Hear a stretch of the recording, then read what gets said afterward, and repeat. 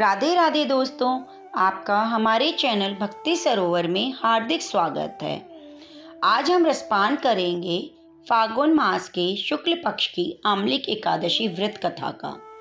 मानधाता बोले, हे वशिष्ठ जी, यदि आप मुझ पर कृपा करें तो किसी ऐसे व्रत की कथा कहिए जिससे मेरा कल्याण हो। महर्षि वशिष्ठ बोले, हे राजन, सब व्रतों से उत्तम और अंत में मोक्ष देने वाले आमलिक एकादशी के व्रत का मैं वर्णन करता हूँ। यह एकादशी फागुन मास के शुक्ल पक्ष में होती है।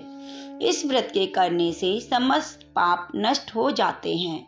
इस व्रत का फल 1000 गोदान के फल के बराबर होता है। अब मैं आपसे एक पौराणिक कथा कहता हूँ, आप ध्यान पूर्वक सुनिए। एक वैदिश नाम का नगर था जिसमें ब्राह्मण, क्षत्रिय, वैश्य, शूद्र चारों वर्ण आनंद सहित रहते थे। उस नगर में सदैव वैद ध्वनि गूंजा करती थी और पापी, दुराचारी, नास्तिक उस नगर में कोई नहीं था। उस नगर में चैत्रथ नाम का चंद्रवंशी राजा राज्य करता था। वह अत्यंत विद्वान और धर्मी था। उस नगर में कोई भी व्यक्ति दरिद्र व कंजूस नहीं था।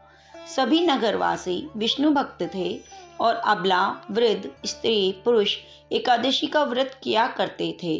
एक समय फागुन मास के शुक्ल पक्ष की आमलिक एकादशी आई। उस दिन राजा, प्रजा और बाल वृद्ध सबने हर्षपूर्वक व्रत किया। राजा अपनी प्रजा के साथ मंदिर में जाकर पूर्ण कुंभ स्थापित करके धूप, दीप, नैवेद्य, पंचरत्न आदि से धात्री आंवले का पूजन करने लगे और इस प्रकार स्तुति करने लगे कि हे धात्री, तुम ब्रह्म स्वरूप हो, तुम ब्रह्म जी द्वारा उत्पन्न हो, समस्त पापों का नाश करने वाली हो, तुमको नमस्कार है। अब तुम मेरा अर्घ स्वीकार करो। तुम श्री रामचंद्र जी द्वारा सम्मानित हो। मैं आपकी प्रार्थना करता हूँ, अतः आप मेरे समस्त पापों का नाश करो। उस मंदिर में सबने रात्रि जागरण किया। रात के समय वहाँ एक बहेलिया आया जो अत्यंत पापी और दुराचारी था।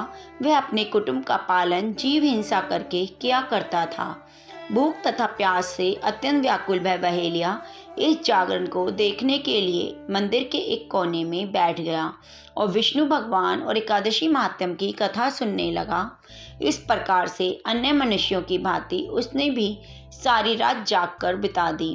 प्रातःकाल होते ही सब लोग अपने अपने घर चले गए तो वह बहेलिया भी अपने घर चला गया।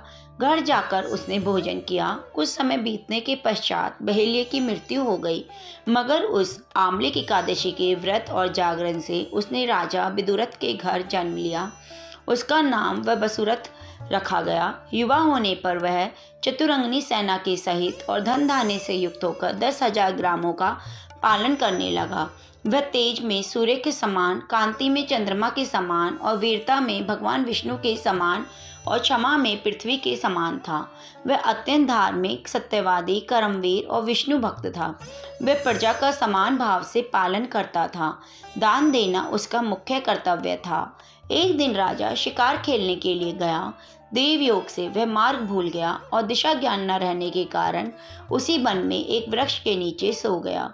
थोड़ी देर बाद पहाड़ी मलेच्छ वहां आ गए और राजा को अकेला देखकर मारो मारो शब्द करते हुए राजा की ओर दौड़े।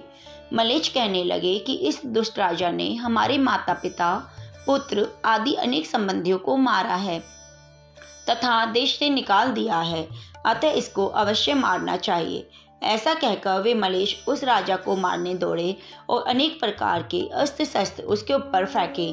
वे सब अस्त्र शस्त्र राजा के शरीर पर गिरते ही नष्ट हो जाते और उनका वार पुष्प के समान प्रतीत होता। अब उन मनुष्यों के अस्त्र शस्त्र उल्टा उन्हीं पर प्रहार करने लगे, जिससे वे मूर्छित होकर गिरने लगे। उसी समय राजा के शरीर से एक दिव्य स्त्री उत्पन्न हुई। वह स्त्री अत्यंत सुंदर होते हुए भी उसकी भ्रुकुटी टेढ़ी थी। उसकी आंखों से लाल लाल अग्नि निकल रही थी, जिससे वह दूसरे काल के समान प्रतीत होती थी। वह स्त्री मलेच्छों को मारने दौड़ी और दौड़ी थोड़ी देर में उसने सब मनुष्यों को काल के गाल में पहुंचा दिया। जब राजा सोकर उठा तो उसने मलेच्छों को मरा हुआ देखकर कहा, इन शत्रुओं को किसने मारा है? इस वन में मेरा कौन हितैषी रहता है? ऐसा विचार कर ही रहा था कि आकाशवाणी हुई, हे राजा, इस संसार में विष्णु भगवान के अतिरिक्त कौन तेरा सहायता कर सकता है? इस आकाशवाणी को सुनकर राजा अपने राज्य में आ गया और सुखपूर्वक राज्य करने लगा। महर्षि वशिष्ठ बोले कि हे राजन, यह आमलिक एकादशी की व्रत का प्रभाव था। जो मनुष्य इस आमलिक एकादशी का व्रत करते हैं वे प्रत्येक कार्य में सफल होते हैं और अंत में विष्णु लोक को जाते हैं। बोलिए भगवान विष्णु की जय हो।